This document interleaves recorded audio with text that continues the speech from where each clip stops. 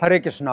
तो कल 21 जून को सूर्य ग्रहण होना है। तो उसका जो समय है सवेरे 10:20 से दोपहर के 1:49 तक का है। तो ये जो सूर्य ग्रहण है इसके संबंध में आज का जो विज्ञान है वो कहता है कि सूर्य और पृथ्वी के बीच में जब चंद्रमा आ जाता है और सूर्य को ढक देता है तो सूर्य का जितना हिस्सा ढकता है तो वो सूर्य ग्रहण होता है। और अगर चंद्रमा के द्वारा सूर्य पूरा अगर ढक जाता है तो पूर्ण सूर्य ग्रहण होता है।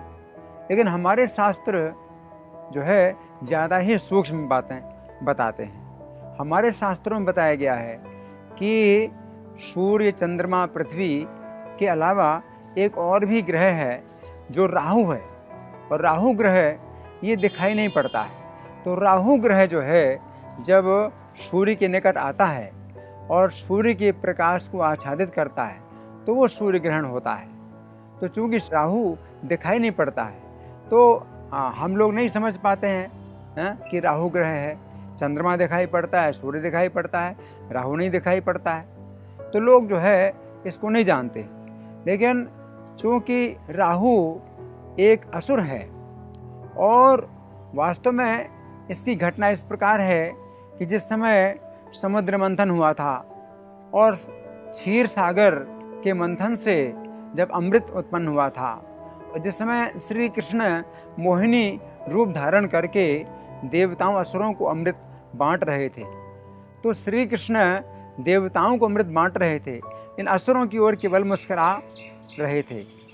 क्योंकि श्री कृष्ण जानते हैं कि असुर लोग क्योंकि सृष्टि के लिए उत्पात उत्पन्न करते हैं, पृथ्वी के लिए भार उत्पन्न करते हैं, और देवताओं के लिए, ब्राह्मणों के लिए और धर्म के लिए बड़े बाधा उत्पन्न करते हैं, इसलिए श्री कृष्ण असुरों को अमृत नहीं देना चाहते थे। तो उस समय राहु बड़ा चालाक था। उसने सोचा कि किसी प्रकार से मैं अपनी चाल चल के अमृत प्राप्त कर लूं। तो देवताओं की पंक्ति में बैठ गया और भगवान कृष्ण जानते हैं लेकिन तो भी लीला कर रहे थे, तो राहु को अमृत दे दिया। लेकिन जब राहु को अमृत पिला दिया तो सूर्य चंद्रमा ने दिखाया कि प्रभु ये तो जो है राहु है, ये तो असुर है। तो कृष्ण ने उसका सिर अपने चक्र से काट दिया। तो राहु का सिर जब काट दिया तो चूंकि अमृत गले के नीचे से शरीर में नहीं गया था तो उसका जो शरीर है वो तो मृत हो गया, लेकिन जो सिर है वो अमृत के कारण अमर हो गया। तो ब्रह्मा जी ने फिर इसको भी एक ग्रह बना दिया। तो ये जो राहु ग्रह है ये वास्तव में एक कटा हुआ सिर है जो कि सूर्य के सामने आ जाता है। तो सूर्य के सामने आने से चूंकि कटा हुआ जो सिर है ये असुर का सिर है, ये अपवित्र है, तो इस कारण से सूर्य की जो किरणें हैं वो अपवित्र हो जाती हैं। तो सूर्य ग्रहण के समय हम लोग ये कोशिश करते हैं कि बाहर के खुले आकाश में ना निकलें।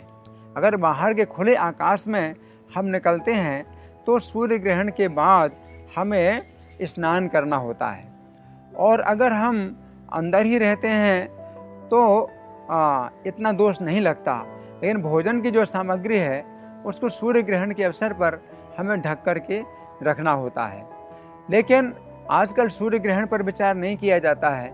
क्योंकि आज के जो लोग हैं वो हरे कृष्ण मंत्र का जाप नहीं करते हैं, 4 नियमों का पालन नहीं करते हैं, यानी 4 प्रकार के पाप कर्म करते हैं, मांसाहार, व्यभिचार, जुआ, नशा। तो ऐसे लोगों के लिए सूर्य ग्रहण का कोई विचार नहीं है, क्योंकि ऐसे ही जीवन अपवित्र है। लेकिन जिनका जीवन पवित्र है, जो लोग मांसाहार, व्यभिचार, जुआ, नशा इनको छोड़ करके और हरे कृष्ण मंत्र का जाप करते हैं, तो उनके लिए फिर कुछ नियम बताए जाते हैं कि भगवान की पूजा उस समय बंद कर देनी चाहिए, और जो मंदिर हैं उनका दर्शन बंद कर देना चाहिए। तो हम इतना अधिक सूतक नहीं मानते हैं कि सूर्य ग्रहण के पहले कई घंटे तक का सूतक जैसा माना जाता है, इतना हम नहीं मानते हैं। हम तो इतना ही कहते हैं कि सूर्य ग्रहण अगर 10:20 से शुरू हो रहा है तो 10 बजे से आप 10 बजे से पहले ही आप भोजन कुछ अगर लेना चाहें तो ले सकते हैं। और फिर 1:50 तक सूर्य ग्रहण चलेगा तो 2 बजे के बाद फिर आप भोजन ले सकते हैं। इसके बीच में अगर कुछ भोजन रखा हुआ है तो उसको ढक कर के रखें। तो इस प्रकार से सूर्य ग्रहण की जो विधि है वो हमारे लिए बहुत सरल है, बहुत ज़्यादा इसमें जटिलता नहीं है। लेकिन विशेष जो लाभ है वो ये है कि सूर्य ग्रहण के समय हम हरि नाम का जप करें, हरे कृष्ण मंत्र का जाप करें।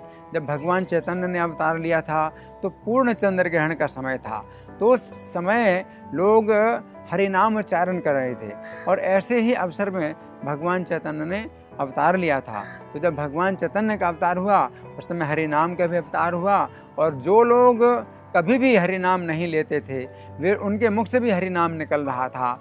जो लोग समाज से बाहर थे और बहुत ही उनका जीवन अपवित्र था, जीवन में कभी भी जिन्होंने नाम नहीं लिया या उनके समाज में वो नाम की विधि ही नहीं है, तो वे भी हरि नाम ले रहे थे, हरे कृष्ण बोल रहे थे। तो इस सूर्य ग्रहण का जो अवसर है, इस अवसर पर हमारी यही आप लोगों से प्रार्थना है, चाहे आप भारत के हैं और चाहे आप विदेश के हैं, चाहे आप हिंदू जाति के हैं, चाहे आप किसी अन्य समाज के हैं, किसी भी समाज के किसी भी वर्ग के लोग हैं, वो हरे कृष्ण मंत्र का जाप करें। 16 नाम हैं, हरे कृष्णा कृष्णा कृष्णा हरे हरे, हरे राम राम राम हरे हरे।